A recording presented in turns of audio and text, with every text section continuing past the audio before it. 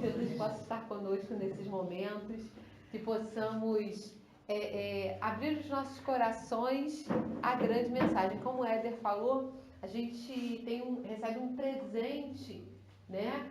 A cada dia, a cada leitura, a cada estudo, que é o presente do conhecimento. Então não adianta termos o conhecimento e guardarmos ele embaixo de 7 chaves, num lindo baú, escondido dentro de um quarto. O conhecimento ele tem que ser utilizado, ele tem que ser colocado em prática na nossa vida. Então, o verdadeiro tesouro que nós conseguimos levar do planeta Terra quando desencarnamos é aquele conhecimento que conseguimos adquirir. Ter a doutrina espírita como suporte da nossa vida, além de nos fornecer a oportunidade de convívio e os alertas necessários para promovermos a nossa própria modificação íntima, nós ainda temos contato. A gente não conhece profundamente, mas temos contato com as verdades universais. A lei divina é a lei que rege todo o universo. Explicam-nos os espíritos que que nós já conseguimos acessar uma parte do conhecimento dentro dessa lei universal, mas que temos que nos aprimorar, estudar mais, nos transformar mais, para que, enfim, possamos realmente ter o conhecimento da lei total. E aí eu vou falar que está bem distante, né? Então a gente ainda está lá naquele engatinhar. Hoje a gente está, eu costumo falar com os jovens, né? Que a doutrina espírita, quando a gente começa a estudar a doutrina espírita, a gente ainda está naquela fasezinha de sono. Quando a gente está com aquela preguicinha, acorda, está tocando o despertador, mas você está com o olho fechado, você já sabe que acordou, mas ainda quer ficar com o olho fechado? Tá vendo até aquela coisa assim, né? O dia já tá clareou, tá olhando assim uma luminosidade pela pálpebra, não tem como negar que tem que acordar, mas ainda não abriu o olho. Então a gente tem toda a claridade da informação, da lei, mas ainda não abrimos o olho. O abrir o olho, levantar a pálpebra, é justamente o momento em que colocamos em prática essa luz que vem nos iluminar. Quando decidimos fazer. O tema de hoje é sexualidade e espiritismo. A Éder falou que a casa hoje está cheia, né? Que esse tema, né? Todo mundo adora, né? Porque esse tema é o tema da nossa vida. Conta-nos os Espíritos e Emmanuel. O livro que eu peguei como base para o estudo foi o livro de Emmanuel, Vida e Sexo. E ele foi escrito em 1970. Então, Emmanuel, através da psicografia de Francisco Cândido Xavier, manda um panfleto, como ele diz, né? Que é diferente dos livros de Emmanuel, é um livro fininho. Um panfleto para nos alertar sobre a nossa condição de espíritos encarnados com experiências que obedecem a duas grandes leis no universo. A lei da reencarnação e a lei de causa e efeito. A lei de reencarnação é aquela que nos possibilita ter sempre uma nova oportunidade para aprendermos, para evoluirmos, para refazermos, né, questões que ficamos em dívida no passado. A lei de causa e efeito é a lei que consegue ordenar este aprendizado através das vidas sucessivas. Então, uma vem atrelada à outra e as duas com a única função de nos ajudar em nossa evolução. A lei de causa e efeito é uma lei que a gente conhece direitinho, né? Tudo aquilo que a gente faz nos retorna. Então, todo o bem que praticarmos nos retorna como bem. Todo o mal que praticarmos nos retorna como mal. Fica a dúvida. Vai? Como mal? Mal. Como mal? Como mal? Não. Todo mal que nós praticarmos nos retorna como uma grande oportunidade de aprendizado. Dentro da lei universal não há o mal imposto. O mal é praticado apenas por quem? Nós. O mal é a ausência do bem. O mal é a ausência do bem. E Deus é todo bem. Então ele não faria uma lei que nos retornasse com algo que não fosse da sua própria característica. Então, tudo que nos retorna, depois do nosso mal praticado, vai vir como uma oportunidade de transformarmos, transcendermos no bem. Às vezes, o que acontece é que quando nós praticamos o mal, acreditamos que estamos atingindo apenas o outro. Porém, o primeiro a ser atingido com o mal praticado somos nós mesmos. Então, o que acontece com a prática do mal é que surge dentro de nós uma série de impedimentos para a nossa transcendência espiritual, moral, nossa evolução. Quando a gente pratica o mal, mesmo aqueles, criminosos, mais cruéis, aqueles que parecem insensíveis, que parecem que nunca se arrependem de nada do que fazem, o seu íntimo é marcado com toda a carga energética daquilo que foi praticado. Então, a consciência, ela recebe aquelas marcas e aquelas manchas que só conseguirão realmente ser exterminadas quando aquele espírito se arrepender e desejar fazer a verdadeira limpeza, né? A limpeza espiritual, que seria colocar a mão na massa, buscar aonde o mal foi praticado, quem foi atingido e refazer toda aquela situação.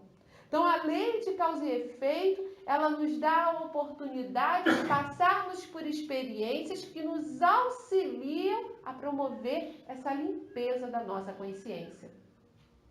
Emmanuel, no livro Vida e Sexo, ele vem, ele coloca uma série de tópicos, uma série de assuntos, de forma muito simples, textos rápidos, de 4 páginas no máximo, e ele vem nos alertando que a questão do sexo, ela nos diz muito mais da nossa ligação com Deus do que podemos imaginar.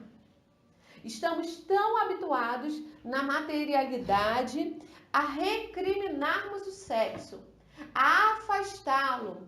Há uma construção histórica mesmo, né? Com nossa vivência, várias encarnações através de várias religiões e culturas, né? Porque não só a religião tem a influência, mas a própria sociedade num todo, todo o seu processo de construção de cultura nos influencia. Nós acabamos colocando o sexo como uma situação de pecado, pecaminosa, algo que tem que ser escondido, algo que que não pode ser mencionado, algo que em algumas conversas a gente até consegue perceber um ensinamento de que é algo sujo, né? esse processo de construção da nossa relação com o sexo diz muito do nosso comprometimento nessa área. O que Emmanuel se propõe a fazer no livro Vida e Sexo?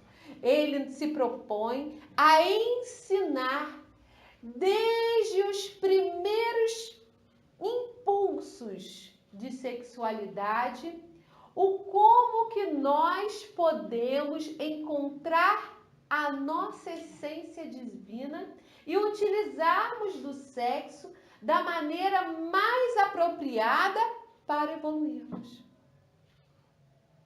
A sexualidade é a grande oportunidade que nós temos de participar da engrenagem divina dentro dessas leis máximas. E uma delas a que eu citei aqui, que é a lei da reencarnação. Como espíritos reencarnariam no planeta se não houvesse a relação sexual, a fecundação e a gestação? Está lá no livro dos Espíritos, na lei de reprodução, né? Na terceira parte do livro dos Espíritos, capítulo 4, lei de reprodução. Kardec indaga, né? Se vai acabar o sexo, né? E aí os Espíritos dizem que o sexo ele obedece a essa necessidade espiritual de novos espíritos terem a oportunidade na Terra. Essa é o objetivo máximo da relação sexual. Mas será que o sexo só pode ser utilizado para a reprodução? E aí? É isso? Não. Não. Emmanuel nos diz que através do nosso entendimento espiritual, através da nossa consciência, nós emitimos energia o tempo todo. A relação sexual é o momento ápice de troca energética. A troca energética, ela não acontece só através da relação sexual. Porém, ela é utilizada pela espiritualidade, por toda a engrenagem divina, para que os espíritos, aqueles que necessitam desta ligação material para o desdobrar da sua vida, da sua encarnação, para realmente reatarem seus laços, é através dessa comunhão sexual que há a afinidade de dois espíritos para que as famílias se formem, os elos educativos e reparadores na Terra. Então, quando a gente fala de ato sexual e de relação entre dois seres, a gente não está falando só de uma questão, né, de uma questão física, né, de uma questão biológica. A gente também está falando de uma questão energética. Há um circuito de forças que mantém o equilíbrio entre a nossa composição. Nós, enquanto espíritos encarnados, estamos aí simbolizados como três grandes partes que não estão dissociadas, não estão separadas, estão unidas e uma influencia na outra e se conecta, e aí é que se dá as questões da vida prática. E eu estou falando do espírito, nossa verdadeira essência, o corpo material, que é o nosso corpo físico, o nosso instrumento, esse corpo que nos possibilita, né, executar todas as ações no plano material, e a ligação entre esses dois, que é o perispírito, que consegue condicionar os impulsos da matéria para né, fazer essa comunicação com a nossa intimidade espiritual. Então, é através dessa troca de energia entre essas três partes que nós estamos nos organizando como seres integrais. Não somos só corpo, não somos só espírito. A nossa condição de espíritos encarnados, nós estamos o tempo todo com a influência. Aí, aqui faltou esse quadro tá ali, né? Pra gente poder rabiscar ali. Mas a nossa influência, vamos lá. Pode, aí quem tá aqui vai ter que dar uma esticada, né? Mas a nossa influência. Vamos ver. Não tem que ganhar bonequinho, não, hein? Então, não olhe o meu bonequinho. Vale a intenção. Que vale a intenção. Vai lá. Aqueles bonequinhos de massinha que a gente faz. Então, nós, né, com a simbologia que a gente pode colocar, né, e que os espíritos dizem que não é, né, como somos espíritos, mas que a gente pode utilizar lá como símbolo, é uma estrelinha, para ficar prático, para que todo mundo, desde a criancinha, consiga entender que o espírito é uma luz que não tem uma forma plástica. O perispírito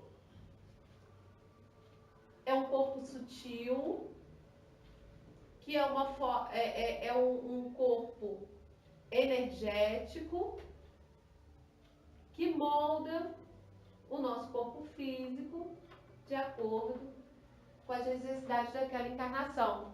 Então, o perispírito, ele é uma representação do espírito, porque o perispírito, ele vai se moldar de acordo com o histórico daquele espírito, o que está marcado e registrado ali naquele espírito, e também ele vai se moldar não só de acordo com esse histórico, mas também pelas necessidades daquele espírito. Tirando foto disso? Claro, a professora é assim. Tá esquisito. E o corpo físico? É essa matéria aqui, sólida, né?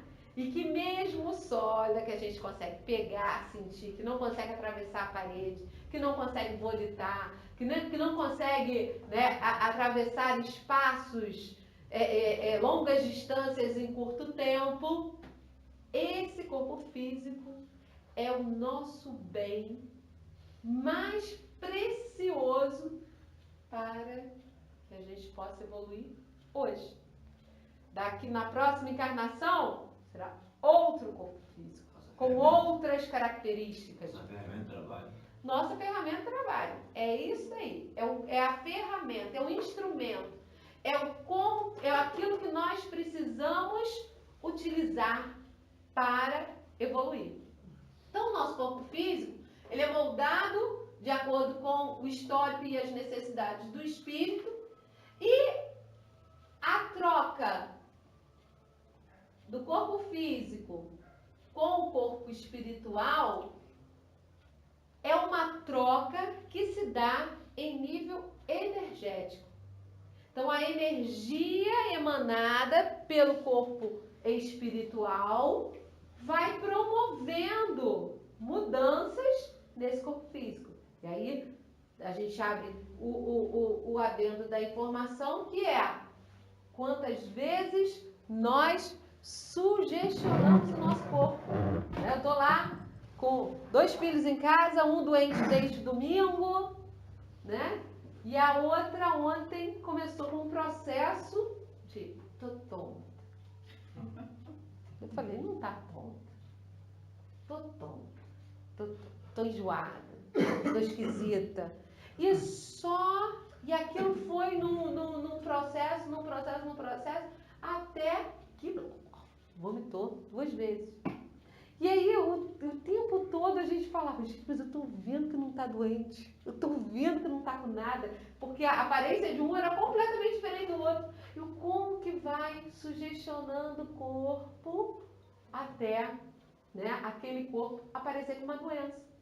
Às vezes essas sugestões que a gente faz, por exemplo, no caso dela foi lá, né, aquilo que era uma náusea acabou se estabelecendo lá, mas também hoje já não passou mal nada, só ficou lá em observação. Mas quantas vezes a gente promove alterações e autossugestões que fazem com que o nosso corpo adoeça e muitas das vezes até chegue ao desencarne. Essa manutenção da vida material nós fazemos por quê? Porque a energia que corre lá, de cargas positivas e negativas ao redor do nosso corpo, elas são influenciadas pelo pensamento e por trocas que nós promovemos com o próprio ambiente, com a natureza e com o outro. A troca com o outro, a gente pode sentir isso quando a gente está bem, equilibrado, né? Fez a prece de manhã, leu a página, saiu feliz, foi trabalhar e de repente encontrou alguém que estava, né, com aquela carga pesada, né? Estava com aquela ambiência pessoal pesada. E a gente às vezes entra e até entra um choque, né?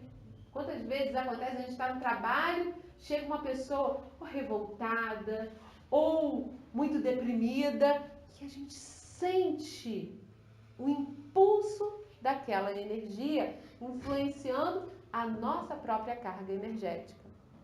No ato sexual, Emmanuel fala que isso aqui duplica, né? São dois seres que têm os mesmos comprometimentos. Está lá o espírito, está o perispírito, tem as necessidades de os históricos, das necessidades daquela vida material, né? Daquele estágio. Tem as energias que circulam. E no ato sexual, o que o Emmanuel fala? Que a energia de um entra em contato com a energia do outro. As cargas energéticas não mais passam a ser individualizadas. Um entra em contato com o outro e essas cargas energéticas se alinham. E por isso que há, muitas das vezes, uma simbiose entre o casal, né? De um querer sempre estar junto do outro. Quando fica afastado, é como se aquela coisa se sente enfraquecido, dá uma saudade, dá uma tristeza. E quando está junto, parece que é como se sentisse, né, um jato de energia, mesmo sem o ato sexual, só o reencontro. Então, Emmanuel fala que essa ligação que se dá através do circuito energético faz com que os espíritos queiram estar juntos. E o que estabelece a escolha de um espírito pelo outro? É a lei de afinidade, que vai atender às necessidades daquela encarnação. Então, a lei de afinidade é algo que é pré-estabelecido.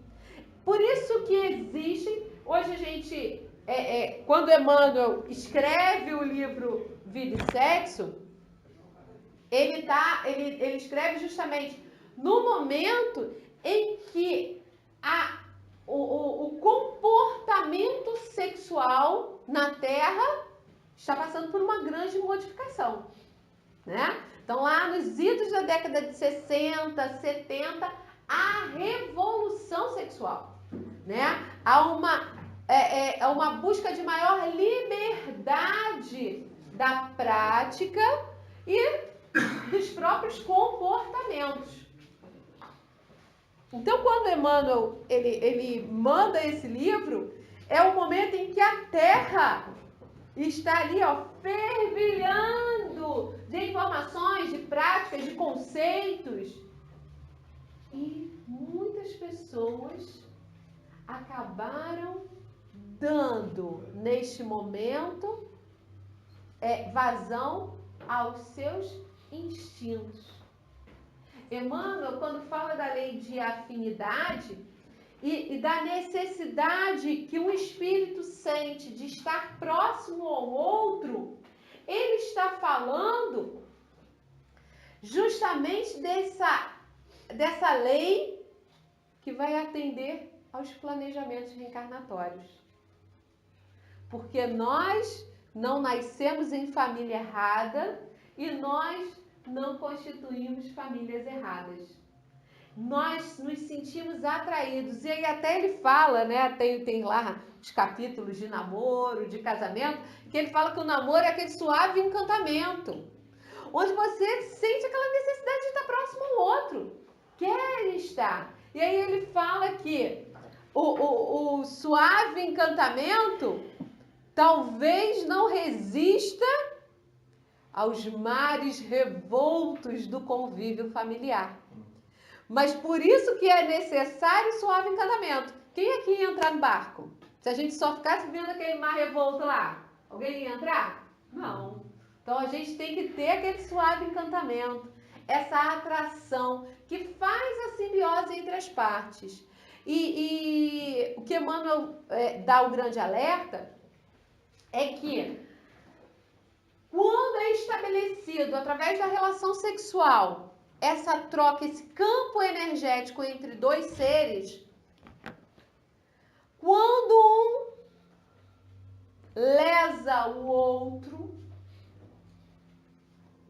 quando um abandona o outro, quando um falta com respeito ao outro, quando um e essa falta de respeito, há uma série de implicações que ele coloca, né? As questões de traição, né?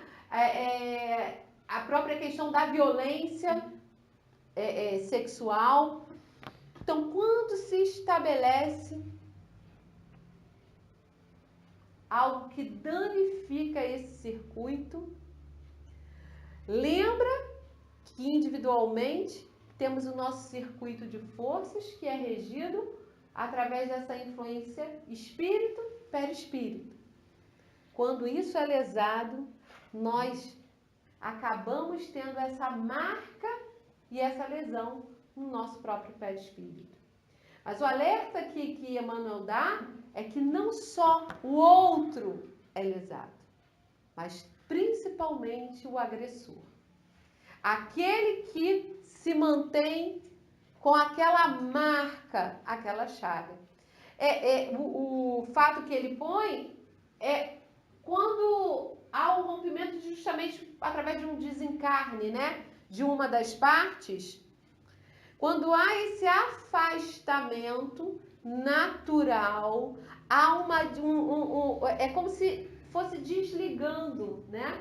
O próprio casal ali, antes do desencarne, há todo o preparo de desencarne de um indivíduo e daquela relação ali também há um preparo amparado pela espiritualidade.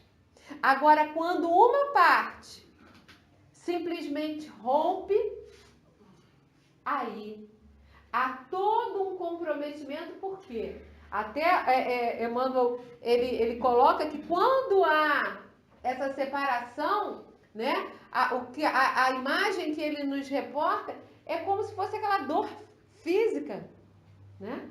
Quantas pessoas que têm fim de um relacionamento, ou mesmo, né, descobertas e decepções profundas, e que há uma dor, um vazio. Se sente mutilado. Não é?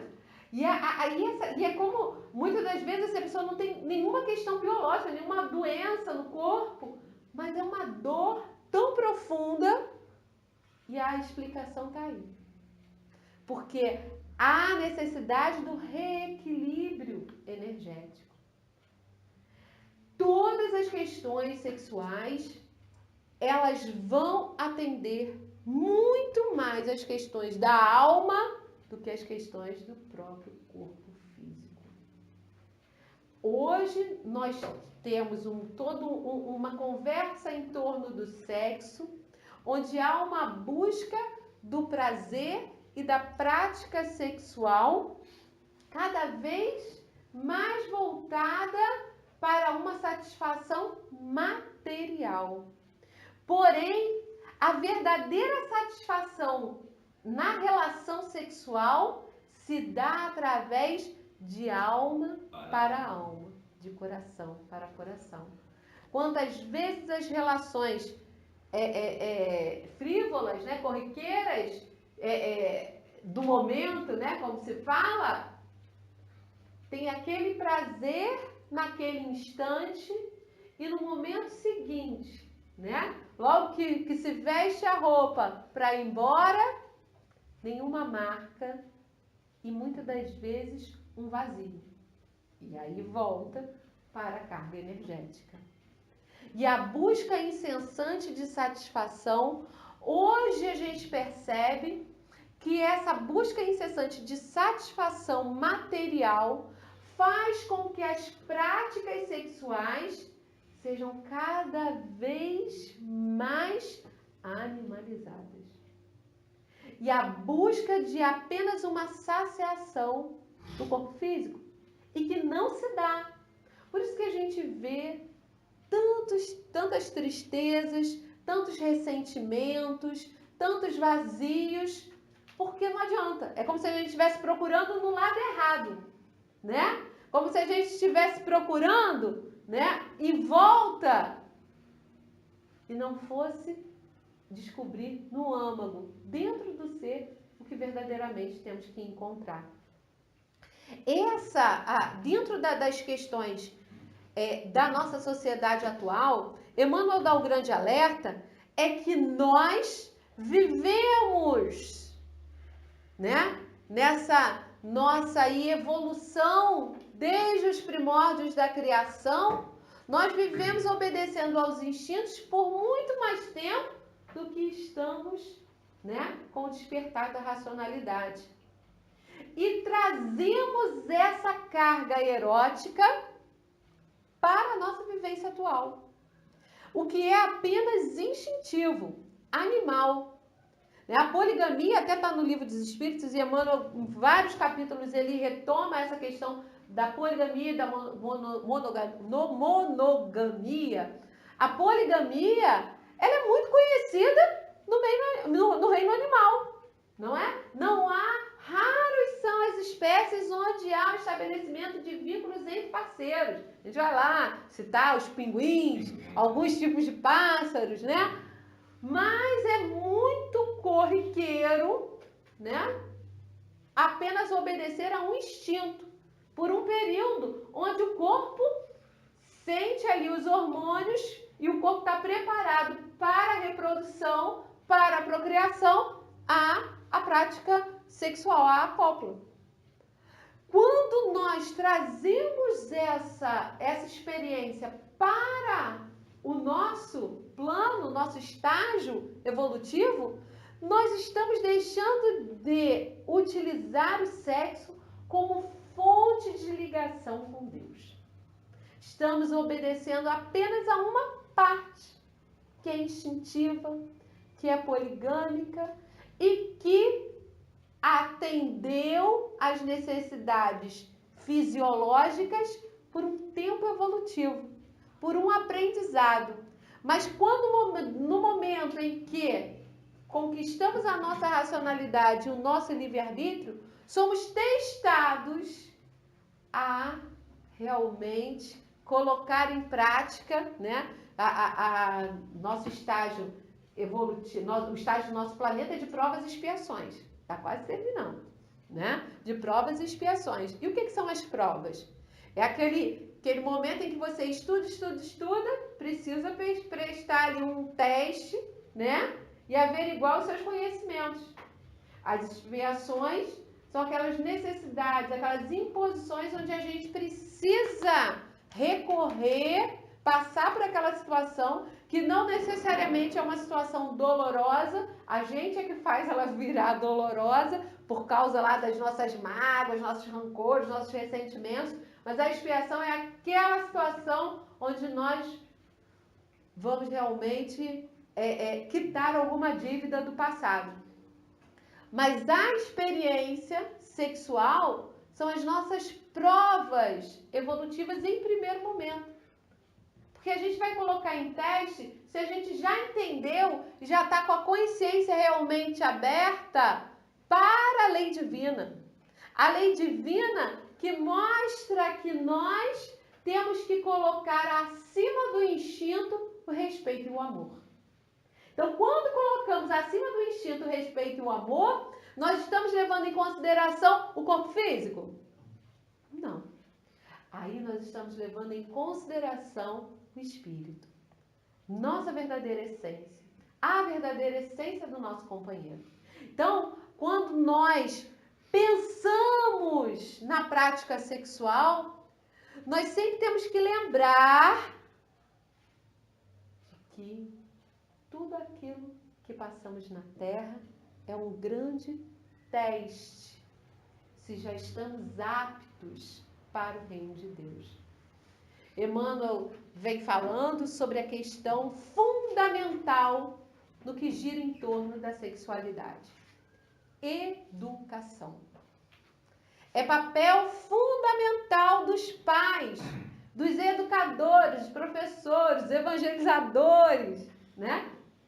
Educarem a sexualidade, a própria e a daqueles que estão sob a nossa tutela. Então, a orientação sobre os verdadeiros valores em torno do sexo tem que ser mencionados. Hoje a gente acredita que uma orientação sexual, o que é? Ah, usa camisinha, não usa camisinha, né? E aí a gente vai para as questões práticas da vida material. Porém, não é só isso. Quando Emmanuel fala de educação, ele está falando da grande oportunidade de se criar novos hábitos. Quantas vezes a gente vê uma casa com o menino, com a menina, o pai, a mãe, os outros parentes envolvidos ali direto, que tem um discurso para a menina e um discurso completamente diferente para o menino, né?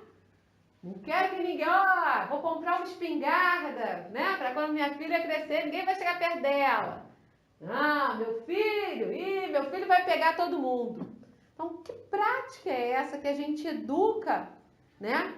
Um para agir de uma maneira e o outro para agir de outra maneira. E quais são os valores que estão envolvidos nisso?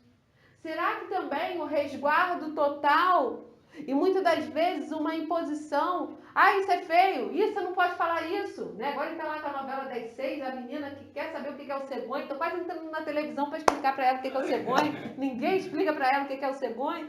Mas a gente vê que muitas das vezes acontece isso. É como se a moça, ela tivesse que ser resguardada de um conhecimento. Ela não pudesse saber.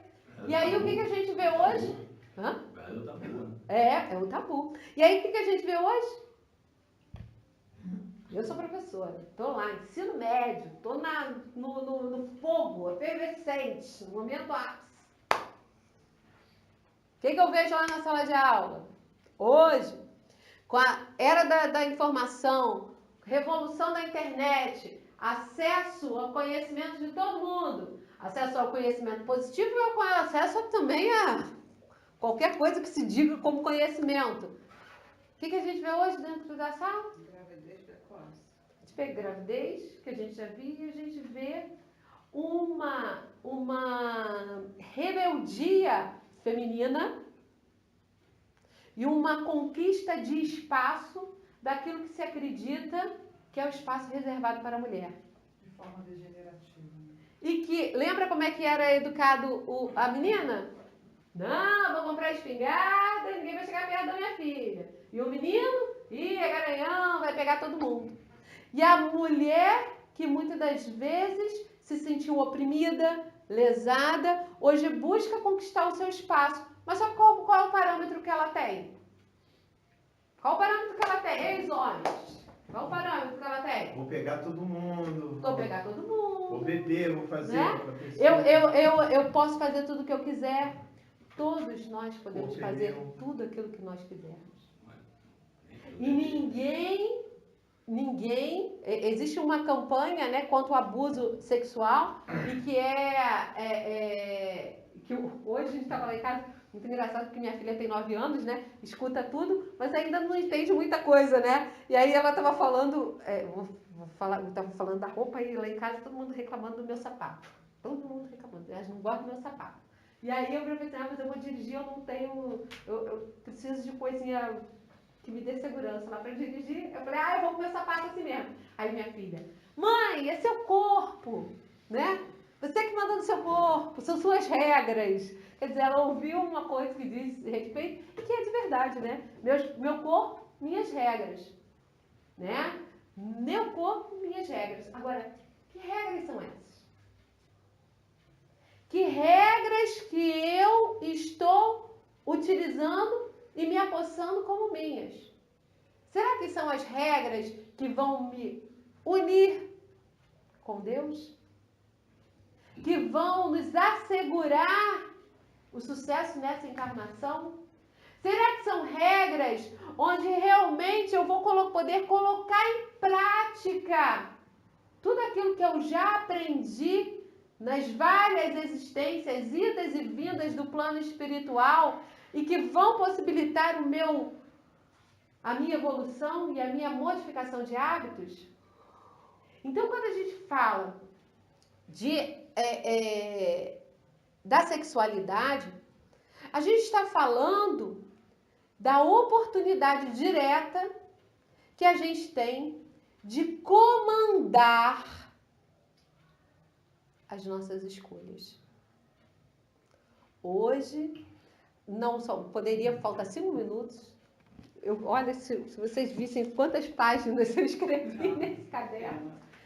Porque assim, eu resolvi privilegiar, né, essa questão do ato sexual e do nosso compromisso com o sexo. E como Emmanuel bem coloca no livro o tempo todo, o sexo há toda essa carga, esse campo energético que formamos com o outro, porém, será individualmente que seremos avaliados pelas nossas práticas. Então, tudo aquilo que fizermos nas questões do sexo, nós prestaremos conta de acordo com a nossa consciência.